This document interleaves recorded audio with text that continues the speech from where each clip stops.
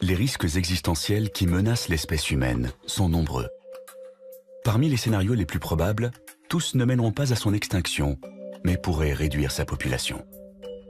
D'autres ont moins de chances de se produire, mais ils pourraient anéantir l'humanité tout entière.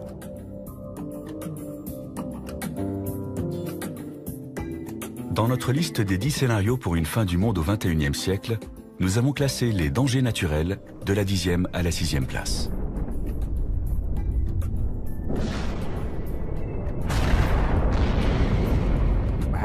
Nous avons survécu aux chutes d'astéroïdes et aux changements climatiques. Il paraît peu probable qu'un de ces dangers nous soit fatal au cours des 100 prochaines années. D'où ma conviction que si l'espèce humaine s'éteint au cours de ce siècle, ce sera le résultat d'une catastrophe anthropique, c'est-à-dire causée par l'homme lui-même.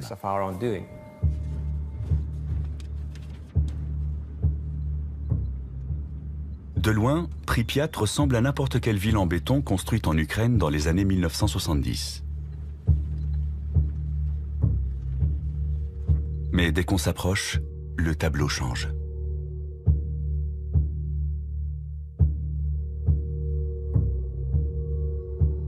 Il n'y a pas si longtemps, des dizaines de milliers de gens vivaient à Pripyat, jusqu'au jour où une catastrophe provoquée par l'homme l'a transformée en ville fantôme. L'attitude des gens est assez irrationnelle. Ils s'angoissent pour des risques très mineurs comme les produits cancérigènes dans les aliments, un accident d'avion ou de train. Mais ils sont dans le déni total d'événements plus rares, mais plus graves. Or, ceux qui résultent des activités humaines sont ceux qui m'inquiètent le plus. Nous approchons du réacteur numéro 4. Les techniciens qui travaillaient à Tchernobyl n'ont pas voulu causer un tel désastre. Ils effectuaient des tests afin de vérifier ce qui se passerait si les turbines de la centrale nucléaire étaient privées de leur source normale d'alimentation électrique. L'explosion du réacteur, dans la nuit du 26 avril 1986, a libéré des taux de radioactivité énormes, rendant toute la zone inhabitable pour des siècles.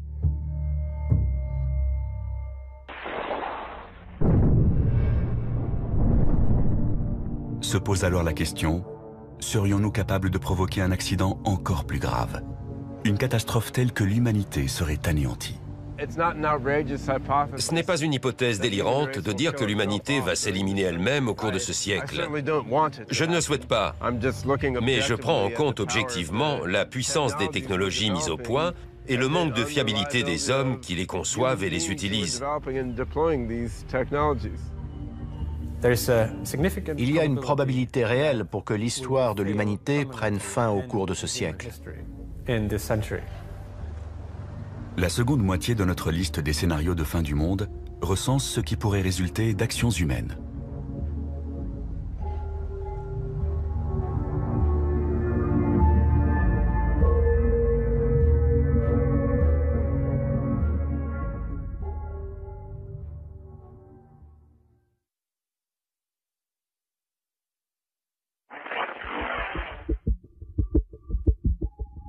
Trois semaines avant que la bombe atomique ne soit larguée sur Hiroshima, le premier essai d'armes nucléaires de toute l'histoire a eu lieu dans le désert au Nouveau-Mexique. Prévu le 16 juillet 1945, le test baptisé Trinity avait soulevé certaines inquiétudes. Dès 1942, le physicien Edward Teller avait émis des doutes sur sa sûreté. D'après lui, en théorie, une bombe atomique pouvait déclencher une réaction en chaîne susceptible d'enflammer l'atmosphère autour de la planète. Que se passerait-il si l'explosion d'une bombe atomique enflammait l'atmosphère? Après tout, il se produit une petite réaction nucléaire dans une bombe de ce type. Qui sait si tous les atomes dans l'atmosphère ne pourraient pas être entraînés dans cette réaction en chaîne? L'hypothèse avait été prise suffisamment au sérieux pour qu'on mène une étude et qu'on charge des scientifiques de calculer ce risque.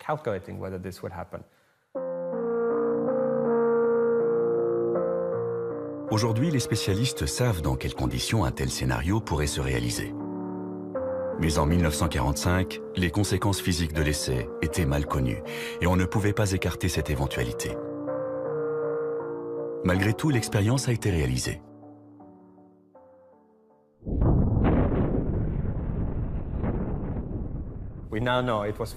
On sait depuis que ça ne pouvait pas se produire.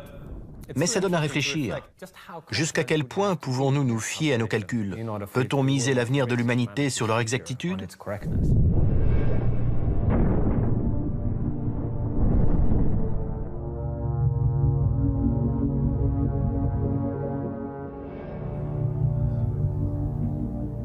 De nos jours, les scientifiques mènent d'autres expériences dans le domaine de la physique.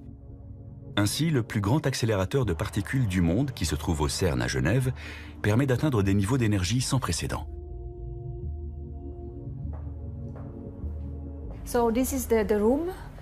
C'est dans cette pièce que nous enregistrons les données utiles obtenues par la collision des deux faisceaux du LHC. Le LHC est un anneau de 27 km, formé d'aimants supraconducteurs qui accélèrent en sens inverse deux faisceaux de protons à une vitesse proche de celle de la lumière. Les nouvelles particules créées lors de la collision devraient nous aider à comprendre la formation de l'univers. Ces images ont été filmées le 30 mars 2010, jour où le LHC a établi un nouveau record.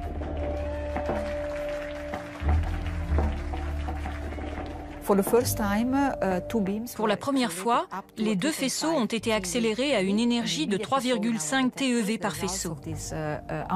On a vu sur les détecteurs les jets de particules produits lors de cette collision sans précédent. C'est ce qui a marqué le début d'une ère nouvelle dans la physique des particules et l'exploration d'un territoire encore inconnu. Pourtant, certains pensent que les expérimentations menées à Genève vont provoquer la fin du monde. Le progrès accompli par le grand collisionneur de Hadron a un intérêt immense dans le domaine de la physique des particules et de la physique théorique. Mais on aimerait aussi être sûr que les risques ont été bien évalués avant qu'on continue. Analyste en risque, Rick Wagner a soutenu une plainte déposée par deux personnes privées contre le CERN. Une issue fâcheuse signifierait la perte de notre planète. Un certain nombre de gens estiment donc de leur devoir de citoyens vis-à-vis de la Terre et de l'humanité de faire stopper les choses jusqu'à ce qu'une évaluation soit menée à bien. Un professeur allemand a lui aussi déposé une plainte contre le CERN. Les physiciens devraient faire le maximum pour trouver le point faible de leur théorie. Je suis simplement de ceux qui leur disent « faites attention ». Otto Rössler affirme que les chercheurs du CERN ont pris un risque ce fameux jour de mars 2010. L'énergie de ces collisions a été multipliée par 4 cette année, contre mes recommandations. Si elle atteint les niveaux prévus, d'après mes calculs, il y a un risque de 8% pour que la Terre, rétrécisse, jusqu'à ne plus faire que 2 cm de diamètre dans quelques années.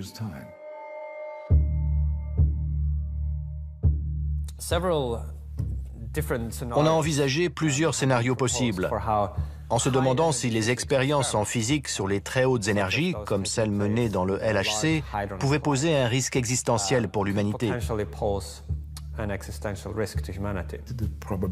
Il y a un risque que ça crée un trou noir à l'intérieur de la Terre. Otto Rössler est un spécialiste reconnu de la théorie du chaos. D'après ses calculs, la collision des particules pourrait entraîner la formation de trous noirs microscopiques. Dans le domaine de la théorie des trous noirs, on a encore des choses à apprendre. Je crois que mon groupe de chercheurs a fait une découverte à ce sujet. De minuscules trous noirs pourraient se former lors de collisions à très haute énergie. Jusqu'à présent, l'accélérateur fonctionne à un niveau d'énergie qu'Otto Rössler considère comme acceptable. Mais cela devrait bientôt changer. On progresse à pas de géant. Notre objectif est de multiplier l'intensité des deux faisceaux par 2 ou 3, afin de produire un plus grand nombre de collisions. C'est bien ce qui m'inquiète justement, parce que d'après mes résultats, il y a une probabilité non nulle pour que ça provoque une catastrophe. Les trous noirs sont des objets de l'espace dont le champ gravitationnel est si puissant que même la lumière ne peut s'en échapper. D'après les spécialistes, le centre des galaxies est occupé par des trous noirs massifs.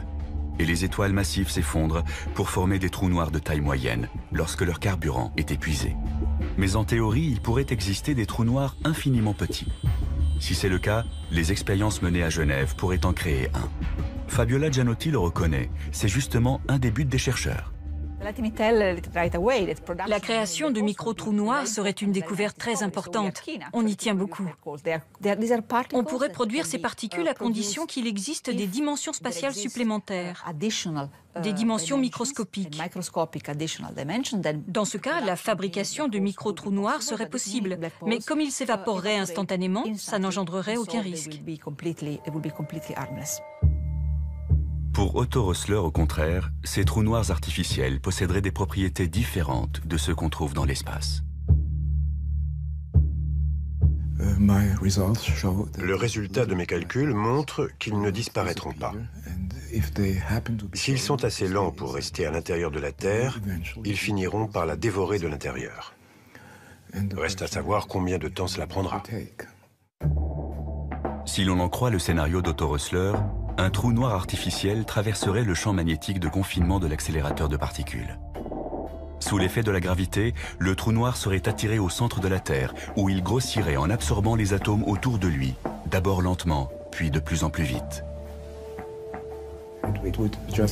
Il aurait les caractéristiques d'un quasar.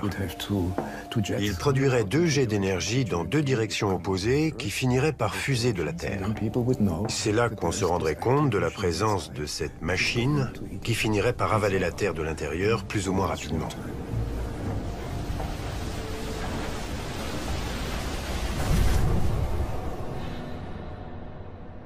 Les chercheurs du CERN reconnaissent que des trous noirs artificiels pourraient avoir un comportement imprévisible. Mais ils ne pensent pas que cela présente le moindre danger. C'est vrai, on ne sait pas ce qui se passera, mais la nature fait la même chose que nous depuis 4,5 milliards d'années. Alors même si on ignore ce qu'on réussira à produire, ce n'est pas dangereux. Le risque que les expériences menées au CERN finissent par détruire l'humanité est très probablement nul. Pour l'instant, aucun physicien éminent ne partage les inquiétudes d'Otto Rössler au sujet des micro-trous noirs artificiels. Mais on ignore ce que les scientifiques construiront à l'avenir dans l'espoir de dompter les forces de la nature. Si on considère les expériences physiques qu'on n'a pas encore imaginées, le risque est faible, mais nettement plus important que celui présenté par un astéroïde ou une super-éruption. Une crise politique sans précédent pourrait conduire à un nouveau test Trinity, et la perspective de fabriquer des armes puissantes pourrait amener les gouvernements et les chercheurs à négliger les questions de sécurité. Comme c'était la guerre et que les avantages potentiels étaient immenses, ils ont procédé à l'essai. Ils ont eu de la chance. Mais quand on joue à la roulette russe, on n'a pas toujours de la chance. Sur notre liste des 10 dangers existentiels possibles, les expérimentations risquées occupent la 5e place. Si les expériences dans le domaine de la physique entrent dans la catégorie des menaces théoriques, le scénario suivant est en revanche très concret.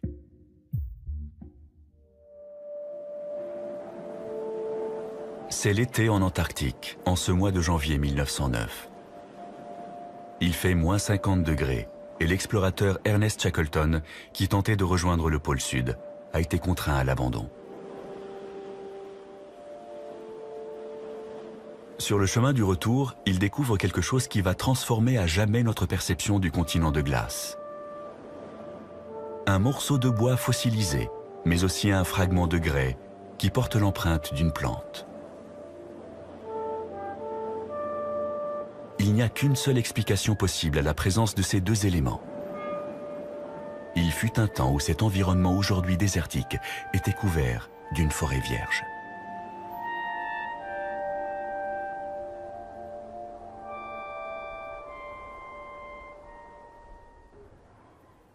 Le climat de notre planète a connu de nombreuses variations, mais à l'époque de Shackleton, cette réalité n'était pas encore bien comprise. La Terre a connu une alternance de glaciation et de périodes beaucoup plus chaudes, comme celle connue sous le nom de maximum thermique du Paléocène-Éocène. La diversité biologique a diminué à cause des températures trop chaudes autour de l'équateur, et les formes de vie ont migré vers les régions polaires. Il n'y avait pas de calotte glaciaire sur Terre. L'Antarctique et le Groenland n'étaient pas recouverts par les glaces. On sait aujourd'hui que l'Arctique et l'Antarctique étaient peuplés de crocodiles et plantés de palmiers. Nous allons maintenant connaître une nouvelle période de réchauffement. Mais cette fois, c'est nous qui en sommes la cause. On joue avec le matériau vital de la planète. On fait des expériences sur la Terre, sur nous et sur tous les autres organismes vivants. Mais on ne sait pas combien de temps on a avant qu'il ne soit trop tard. 10 ans ou un siècle? Tous les signes du réchauffement climatique sont là. Et pratiquement tous les climatologues s'accordent à dire que les changements auront des répercussions graves. Le rapport du GIEC de 2007 a confirmé tous les rapports des années précédentes. On avait tiqué en 1995, on a commencé à s'inquiéter vraiment en 2001, et d'un seul coup, en 2007, on s'est rendu compte que c'était encore pire que ce qu'on pensait.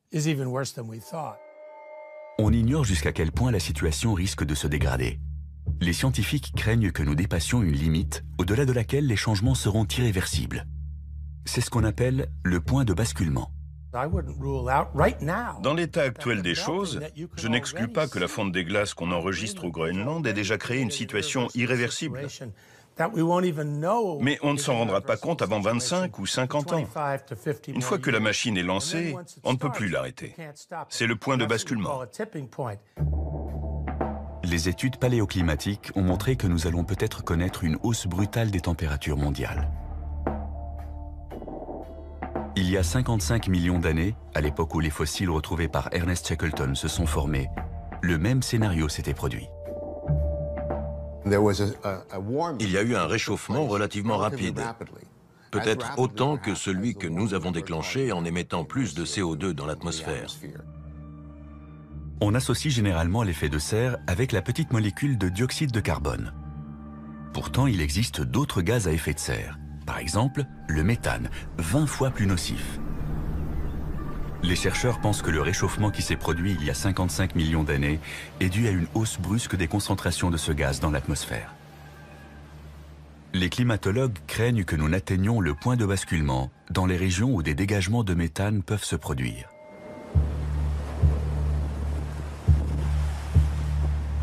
Les plus grandes réserves de méthane naturel se trouvent dans le sous-sol de la toundra sibérienne et le pergélisol sous-marin de la mer de Sibérie orientale. C'est également cette zone qui connaît actuellement l'augmentation de température la plus notable. L'association des deux n'augure rien de bon. Depuis le début du XXIe siècle, le printemps et l'été ont été plus chauds là-bas de 4 degrés par rapport à la moyenne relevée pour les années 1970 à 1999. C'est énorme dans cette région où le pergélisol est aussi étendu. Le pergélisol sous-marin contient de grandes quantités de méthane, un gaz à effet de serre très puissant. D'après les estimations, il y en a tellement dans cette région côtière immense qu'il suffirait qu'1% seulement soit libéré dans l'atmosphère pour accélérer le processus de réchauffement.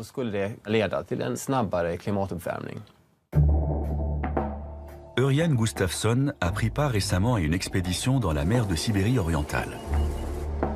Jusqu'à présent, on pensait que le pergélisol retenait le méthane captif au fond de l'eau.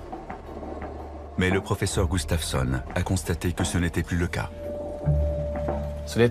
On a effectué des milliers de prélèvements à différents endroits de cette zone. On s'est aperçu, contrairement à ce qu'on pensait avant, que le méthane s'échappait du sous-sol sur près de la moitié de ce territoire.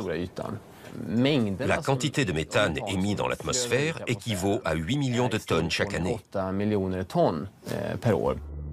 Personne ne peut dire à quel moment le point de basculement sera franchi, ce qui libérera des quantités phénoménales.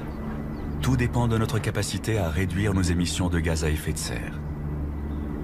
Avant la révolution industrielle, il y a 150 ans, le taux de dioxyde de carbone dans l'atmosphère était de 270 parties par million. Aujourd'hui, il est de 390 ppm, soit une augmentation de près de 50%.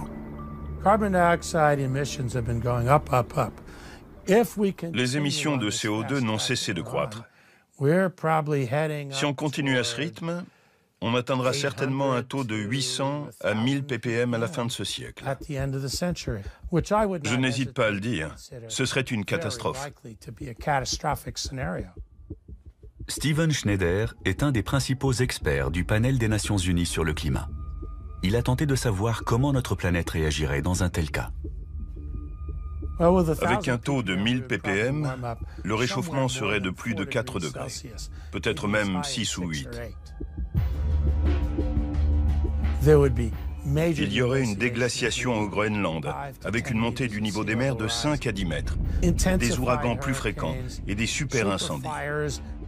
Jusqu'à 40% des espèces pourraient disparaître. L'Europe serait en proie aux inondations monstres. Ciao Venise. Et tout le monde se dirait, qu'est-ce qu'on a fait? Mais ce réchauffement rendrait-il la planète inhabitable, au point de provoquer la disparition de l'espèce humaine? Je fais partie des moins pessimistes. Certains collègues pensent qu'en effet, ce scénario catastrophe entraînerait l'extinction de l'humanité. Selon eux, le réchauffement déclencherait la libération de tout le méthane contenu dans la toundra et sous la mer. Au lieu d'être de 1000 ppm, le taux de ce gaz atteindrait le double. Confrontés à une crise grave, nous serons peut-être forcés de recourir à des mesures extrêmes. L'idée serait de modifier volontairement le climat de la Terre. Par exemple, en injectant de la suie dans l'atmosphère ou en mettant sur orbite des miroirs qui intercepteraient une partie de la lumière du Soleil. C'est ce que l'on appelle la géo-ingénierie. Cela consiste à mettre en œuvre des techniques qui empêcheraient la planète de se réchauffer. Une sorte de solution de repli au cas où nous serions incapables de réduire nos émissions de CO2. Mais beaucoup de spécialistes redoutent que ça ne fasse qu'empirer les choses. Les projets de la géo-ingénierie ne sont pas sans danger. On sait très bien que quand l'homme commence à bidouiller des systèmes complexes qu'il ne comprend pas très bien, il y a forcément des effets secondaires. Que faire si on ne peut pas déterminer quels seront exactement les effets secondaires engendrés? Il y a un risque pour que le remède soit pire que le mal. C'est une expérience très dangereuse. Il est peu probable que l'homme provoque un jour une catastrophe climatique telle qu'elle rende la planète inhabitable. Mais dans le pire des cas, nous serons peut-être obligés de faire comme la faune et la flore il y a 55 millions d'années. Migrer vers l'Antarctique, libérer des glaces.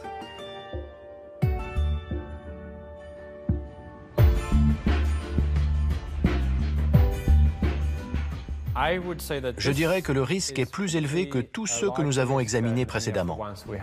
L'impact d'un astéroïde, l'éruption d'un supervolcan, voire les expérimentations risquées. C'est pourquoi la menace d'une catastrophe climatique est classée 4e sur notre liste.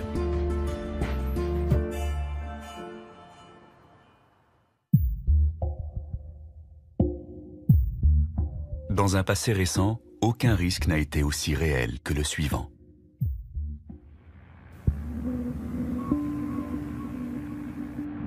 Octobre 1961. Un bombardier Tupolev fait route vers l'océan Arctique. Le commandant Andrei Donovtsev a été chargé de procéder à un essai nucléaire qui restera dans les annales. Il doit larguer la Tsar Bomba, la bombe la plus puissante jamais mise au point de l'histoire de l'humanité. « 50 mégatonnes, l'équivalent de 3000 fois celle d'Hiroshima.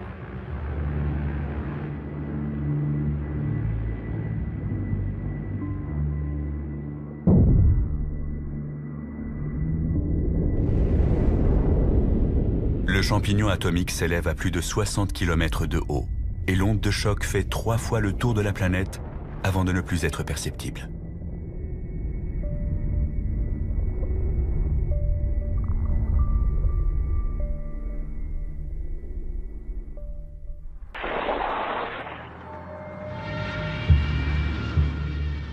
Cet essai a lieu au plus fort de la guerre froide, 6 mois après l'affaire de la baie des Cochons et 1 an avant la crise des missiles à Cuba.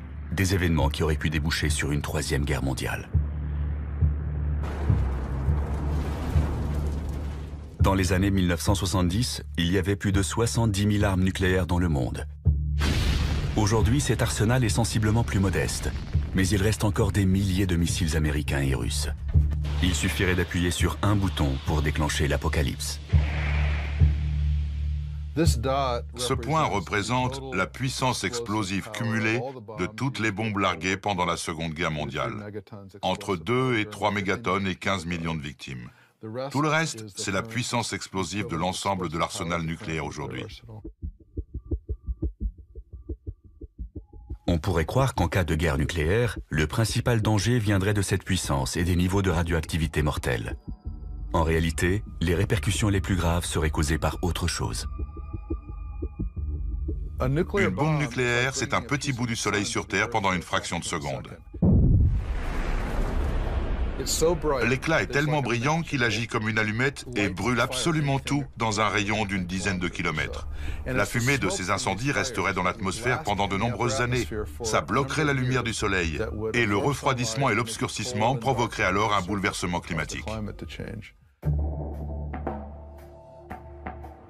Le fracas des bombes s'étue. Dans le silence, un nuage s'élève dans le ciel. Les travaux d'Alan Robock montrent que l'arsenal atomique actuel suffirait à causer un hiver nucléaire. Voilà le nuage de fumée et sa distribution dans l'atmosphère. Les vents le pousseraient autour du globe et en l'espace de 2 semaines, toute la planète serait touchée. Peu importe la direction que prendrait la fumée, elle serait distribuée par les vents sur presque toutes les zones habitées en 15 jours.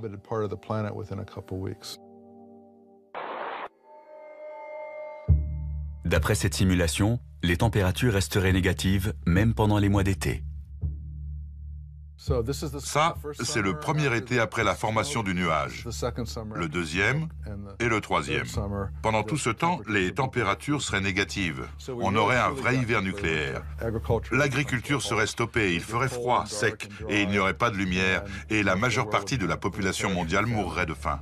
Même après le nouveau traité de désarmement signé récemment par Obama et Medvedev, l'arsenal américain et russe est encore assez important pour déclencher un hiver nucléaire.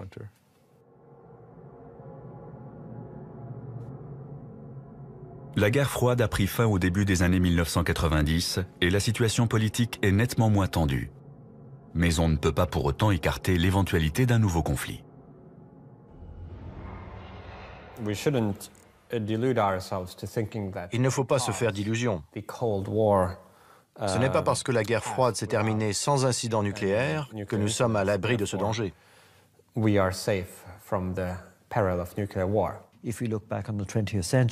Voyez comment la situation géopolitique a changé au XXe siècle. 2 guerres mondiales, l'essor puis la chute de l'Union soviétique. Personne ne peut prédire quelle sera la situation dans la seconde moitié du XXIe siècle. Il est tout à fait possible qu'une crise entre 2 nouvelles superpuissances soit gérée de façon moins heureuse que pendant la guerre froide. Une chose est sûre, les progrès technologiques permettront de concevoir des armes nouvelles et plus puissantes. Quand Alfred Nobel a inventé le TNT, il pensait qu'un explosif aussi puissant mettrait fin à jamais à la guerre parce que personne n'oserait s'en servir. Idem quand Richard Gatling a inventé sa mitrailleuse. C'était une arme tellement meurtrière qu'elle mettrait fin aux guerres pour la même raison. Or, l'expérience a montré que toute nouvelle arme est utilisée. Les armes futures feront peut-être appel à une science de l'invisible. La nanotechnologie consiste à manipuler la matière au niveau atomique et moléculaire. Travailler dans le monde de l'infiniment petit permet d'améliorer la solidité, la durabilité et l'élasticité des choses. Cela permet aussi de lutter plus facilement contre les maladies et les problèmes environnementaux. C'est une technologie extrêmement puissante, dont les applications pourront être aussi bien bénéfiques que néfastes. De fait, la nanotechnologie a un côté obscur. On parle déjà de créer des nano-armes. Dans le domaine militaire, les applications sont innombrables. Exemple des armes qu'on pourrait mettre au point, des engins volants autonomes ou semi-autonomes de la taille d'un moustique, capables de tuer un individu qui ne serait pas protégé. On pourrait imaginer une sorte de boîte qui contiendrait des mini-robots programmés pour repérer les êtres humains et leur injecter un poison. Ils vous piquent et terminé. Un prototype de ce genre existe déjà. Les machines volantes autonomes sont de plus en plus petites et intelligentes.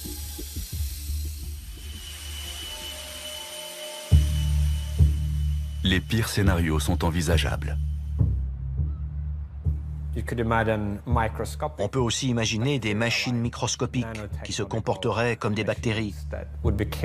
Elles détruiraient toutes les ressources naturelles et proliféreraient de manière incontrôlée. Une armada de machines microscopiques pourrait ravager un territoire ennemi en dévastant tout sur son passage. Pour l'instant, tout cela est purement théorique. Mais jusqu'à quand ?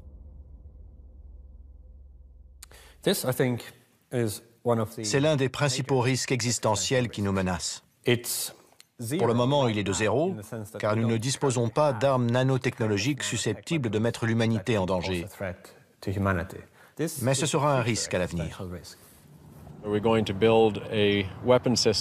Va-t-on réussir à mettre au point un type d'arme capable de détruire le monde, à l'instar de notre arsenal nucléaire? La réponse est peut-être. On n'a pas encore complètement défini l'ampleur du danger. Mais ce n'est pas demain la veille qu'un cinglé ou un terroriste sera en mesure de fabriquer une arme de fin du monde avec des composés moléculaires. La Première Guerre mondiale a été une guerre chimique. Le gaz lacrymogène, le gaz moutarde et le gaz chloré ont été utilisés massivement sur les champs de bataille en Europe. La Seconde Guerre mondiale a été celle de la bombe atomique. Quelles seront les armes de la Troisième Guerre mondiale? La question reste ouverte. Einstein a dit un jour « Je ne sais pas quelles armes seront utilisées pendant la Troisième Guerre mondiale, mais la quatrième se réglera à coups de pierre et de bâton. » C'est une catégorie qui englobe des risques spécifiques et différents. Armes nucléaires, armes nanotechnologiques, armes qui n'ont pas encore été inventées. Et de fait, la probabilité qu'une guerre déclenche une catastrophe existentielle est assez élevée.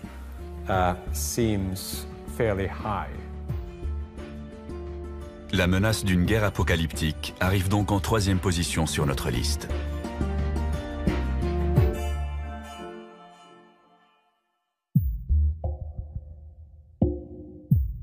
La deuxième place est occupée par un danger qui relève encore du domaine de la science-fiction.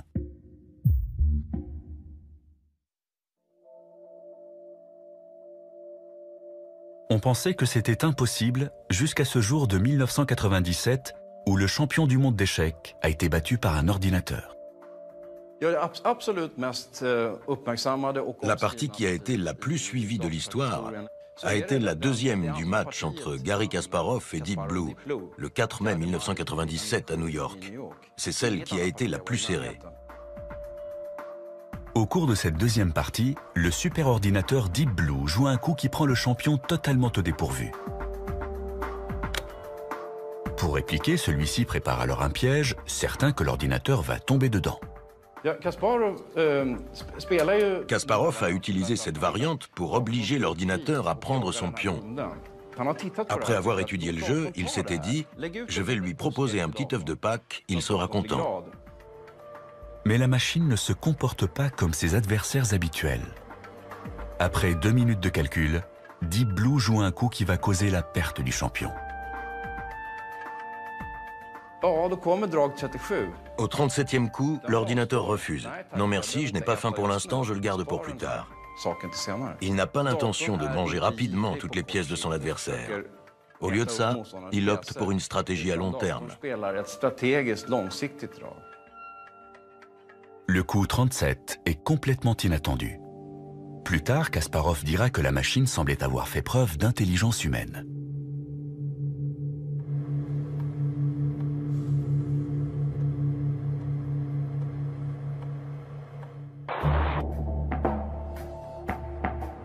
Il n'est pas exagéré d'affirmer que nous sommes entrés dans l'ère de la machine. Il nous serait impossible de revenir à un monde sans ordinateur ni automatisation. Les machines sont essentielles pour la gestion du trafic aérien, l'entretien des centrales nucléaires, le traitement des communications et le contrôle de l'économie mondiale. Sans elles, notre civilisation s'écroulerait. L'avenir n'est pas rassurant pour ceux qui pensent que nous sommes déjà à leur merci. Elles vont devenir omniprésentes et seront de plus en plus perfectionnées.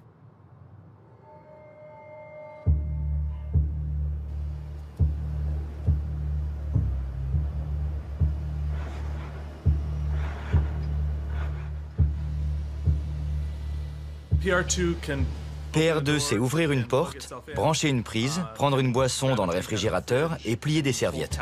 On peut lui faire faire plein de choses. Dans la Silicon Valley, Willow Garage met au point les appareils ménagers de demain. Ici, on est sûr que les robots deviendront aussi banals que les lave-vaisselle ou les ordinateurs.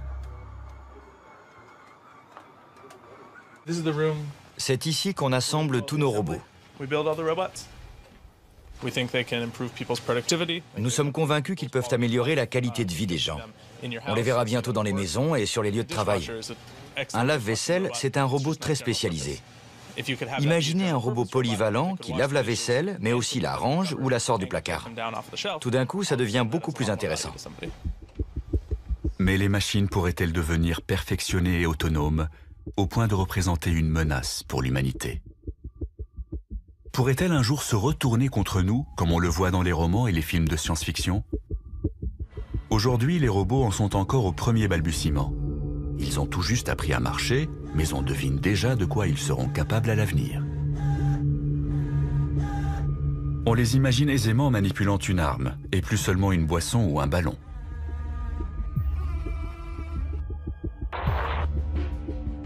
Il y a longtemps que l'armée utilise des véhicules aériens non pilotés, mais on voit aussi apparaître des robots terrestres sur les champs de bataille. Devant la banalisation des robots militaires, il a même fallu organiser des conférences afin d'évoquer les problèmes éthiques liés à leur utilisation en temps de guerre. Les gens ne se rendent pas compte qu'il y en a autant. On en avait très peu en 2001, mais aujourd'hui, il y en a quelques 7000 déployés en Afghanistan et en Irak. Certains sont utilisés pour la surveillance et la manipulation d'engins explosifs. Là-dessus, rien à dire. Ce qui nous gêne, c'est l'utilisation de ce que l'on appelle des plateformes armées, c'est-à-dire de robots de combat. L'armée américaine en a acheté 1700. Ils sont télécommandés, mais peuvent aussi fonctionner de façon complètement autonome. Lorsqu'ils repèrent un objectif, ils calculent une solution de tir en une fraction de seconde. Puis ils attendent, pour l'instant du moins, qu'un humain leur donne l'ordre d'agir.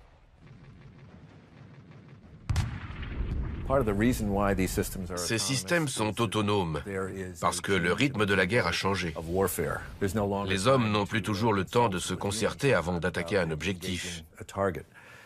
C'est une question très grave. Quel degré d'autonomie allons-nous accorder à ces systèmes pour prendre la décision de tirer ou pas? Mais pour que la fiction devienne réalité et que les machines se retournent contre nous, il faudra plus que de la force brute. Elles devront devenir intelligentes.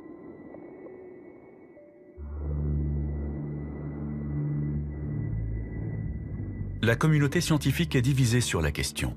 Est-il possible de créer une intelligence artificielle, ou IA? Ben Goertzel est convaincu que les machines vont non seulement atteindre notre niveau, mais nous dépasser. Il y a 99% de chances pour qu'à la fin du XXIe siècle, l'IA soit nettement plus intelligente et puissante que les humains. Ce n'est plus nous qui commanderons sur Terre. Une stratégie de recherche révolutionnaire a fait naître l'espoir chez les partisans de l'IA.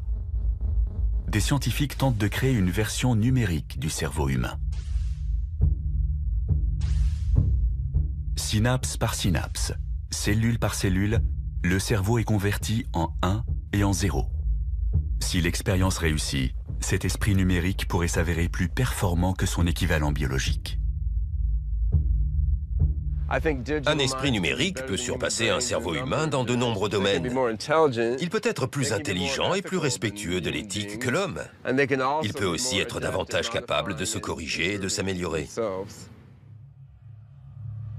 Une machine super intelligente pourrait gérer les procédures à l'échelle mondiale bien plus efficacement que nos systèmes informatiques actuels.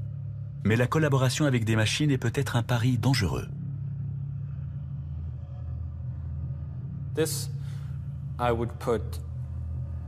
C'est un risque que je classerais tout en haut ou presque de la liste des dangers existentiels. C'est un scénario qu'on ne peut pas écarter. On va peut-être créer une IA dans un but utile pour s'apercevoir au final qu'on s'est trompé. Ça peut paraître fou ou relever du domaine de la science-fiction, mais une superintelligence serait capable de concevoir très rapidement des technologies très puissantes afin d'imposer sa volonté. Il y a un risque pour qu'un esprit numérique se retourne contre nous sans que nous soyons assurés de pouvoir l'arrêter à temps. On pourrait se dire, s'il commence à déraper, on le débranchera. Mais c'est justement une réaction qu'une superintelligence sera en mesure d'anticiper. Elle considérera ce scénario comme une manière de l'empêcher d'atteindre son objectif et fera ce qu'il faut pour l'éviter.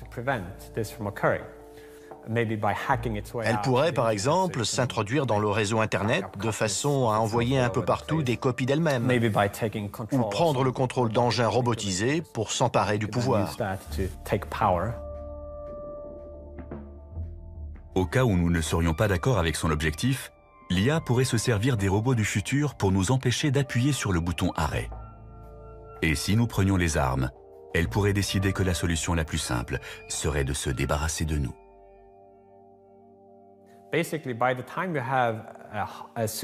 Le jour où on sera confronté à une superintelligence hostile ou indifférente à notre bien-être, on aura déjà perdu.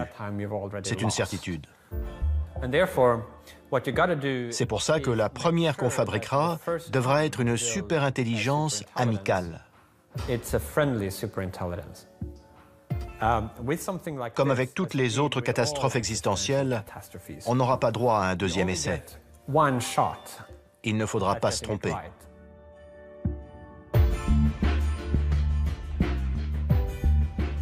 La menace que représentent des machines super intelligentes est en deuxième position sur notre liste de scénarios catastrophes.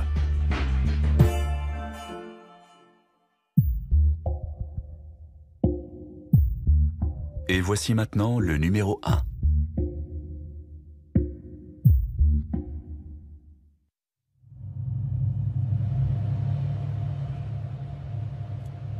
C'est un vendredi comme les autres en ce mois de mars 1979. Mais à la fin de la journée, le personnel du complexe militaire 19 à Sverdlovsk en Union soviétique va provoquer un accident catastrophique. Il y a toujours eu des accidents. Celui de Sverdlovsk en 1979 est le plus connu. Un technicien de maintenance a retiré le filtre d'un conduit d'aération. Il l'a dûment noté dans le registre, mais l'information échappe aux membres de l'équipe suivante. En l'absence de filtre, des spores de la maladie du charbon se dispersent dans le bâtiment. Le chiffre officiel a été de 80 morts. En réalité, on soupçonne que l'accident a fait 300 victimes. Les ouvriers de l'usine de céramique qui se trouve juste en face sont les plus touchés. La plupart de ceux qui travaillaient ce jour-là décèdent en l'espace d'une semaine. Rétrospectivement, on a appelé cet accident le Tchernobyl biologique.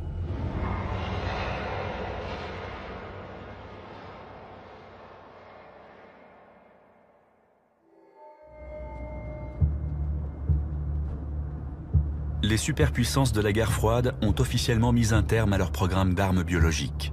Mais elles sont toujours en mesure de produire des micro-organismes mortels.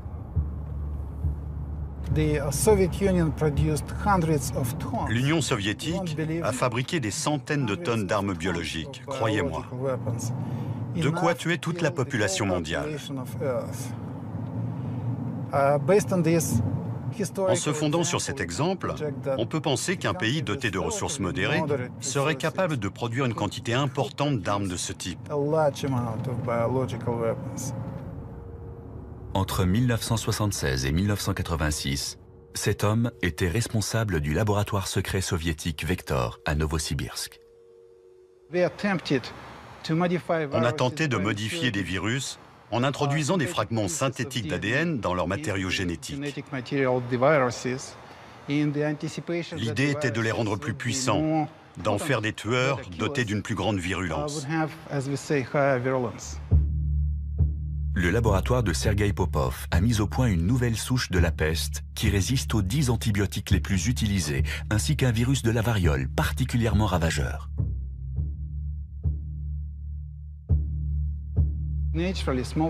En temps normal, la variole tue environ 30% des gens contaminés.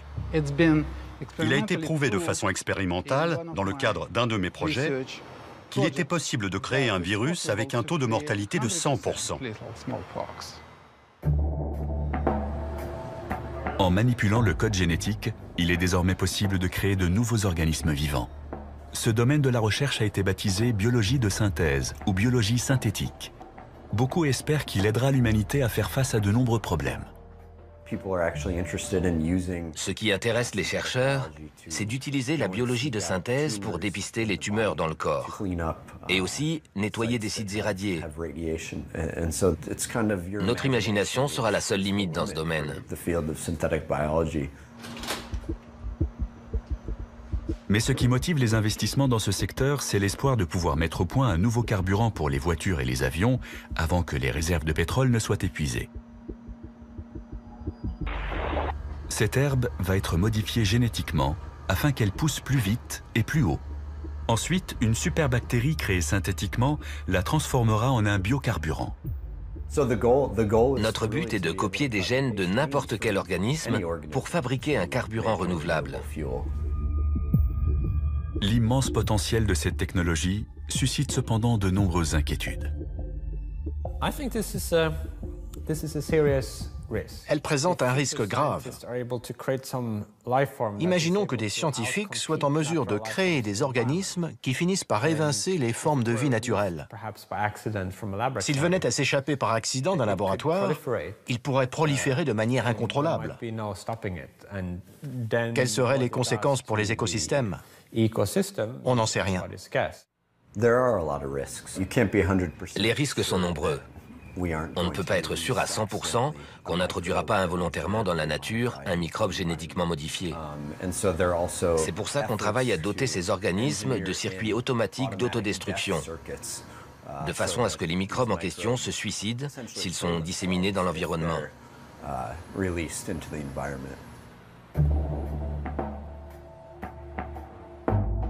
Ce que beaucoup redoutent le plus, ce n'est pas l'éventualité d'un accident, mais une destruction provoquée volontairement. Ces deux hommes ont déclenché une vive polémique en fabriquant un virus dangereux grâce aux techniques de biologie de synthèse. Eckhard Wimmer et Geronimo Cello ont trouvé le génome du virus de la poliomyélite sur Internet. Puis ils ont commandé et reçu par courrier les séquences ADN nécessaires à sa fabrication.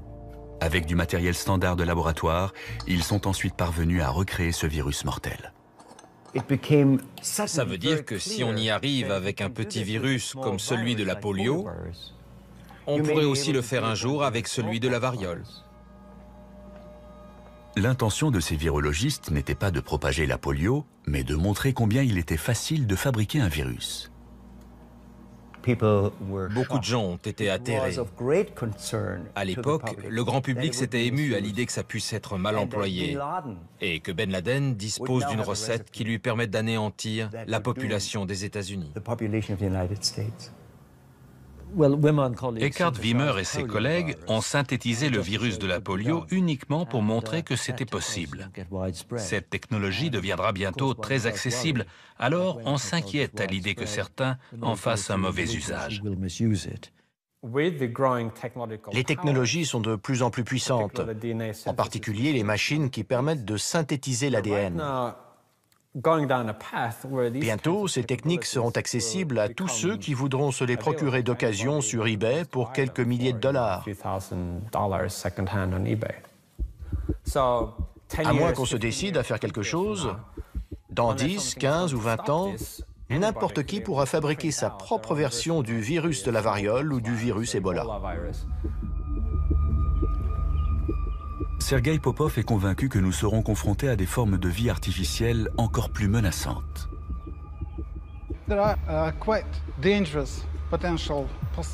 Il y a d'autres hypothèses, comme celle d'une bactérie renfermant un virus. Les deux sont dangereux. Si on s'attaque à la bactérie, le virus continuera à propager la maladie. Et si on s'attaque au virus, on ne sera plus protégé contre la bactérie. C'est un scénario cauchemardesque. Une infection bactérienne doublée d'une infection virale pourrait se solder par une maladie que nous serions incapables de soigner. Les particules en suspension dans l'air sont le mode le plus efficace de transmission d'un agent pathogène. La victime inhale de fines gouttelettes de fluide et il ne faut qu'une quantité infime pour contaminer un individu. Une attaque biologique pourrait être lancée dans un endroit comme celui-ci. Une rame de métro fonctionne comme une pompe dans un tube. Si on répand une bonne quantité d'agents pathogènes au-dessus des voies, le déplacement des rames les fera se propager le long des tunnels. Ce serait suffisant pour contaminer beaucoup de monde.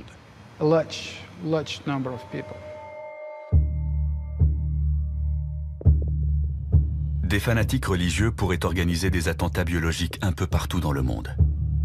Des populations entières pourraient devenir stériles après avoir été exposées à des virus synthétiques attaquant les cellules reproductrices.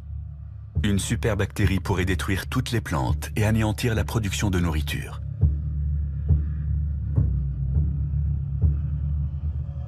Comme on peut le voir, les scénarios catastrophes dans ce domaine, accidentels ou non, ne manquent pas.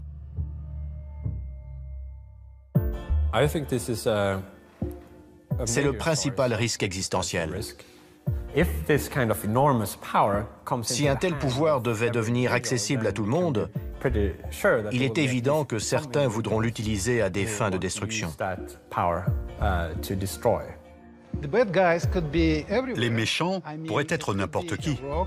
Un État voyou, un groupe terroriste sophistiqué, ou juste un scientifique mal luné. Ce serait difficile à mettre sur pied, mais très franchement, on sait le faire. Au XXIe siècle, la biologie de synthèse apparaît comme la plus grande menace contre l'humanité. Elle arrive donc en tête de nos 10 scénarios de fin du monde.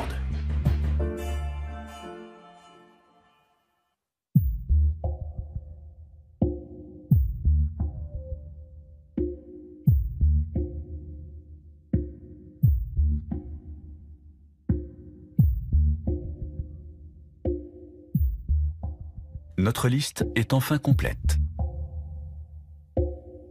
Pourtant, il faut encore évoquer un dernier danger, peut-être plus grave que les 10 autres combinés, car notre jeu comporte une 11e carte.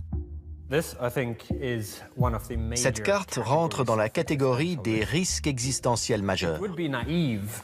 Il serait naïf de se dire « ça y est, on connaît enfin les principales menaces ». Il y en a peut-être 2 ou 3 autres, aussi importantes que les armes nucléaires, la biotechnologie, la nanotechnologie et l'IA, et qui restent à inventer.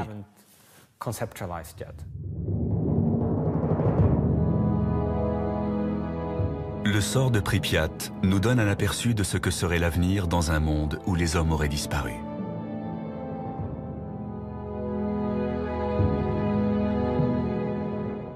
Le voyage de l'humanité durera-t-il encore longtemps ? Tout dépend de notre capacité à survivre à ce siècle. Si nous y parvenons, le risque de voir l'homme s'éteindre à cause d'une catastrophe existentielle pourrait diminuer. À partir de là, l'espèce humaine pourrait espérer une certaine longévité et son avenir pourrait éclipser son passé.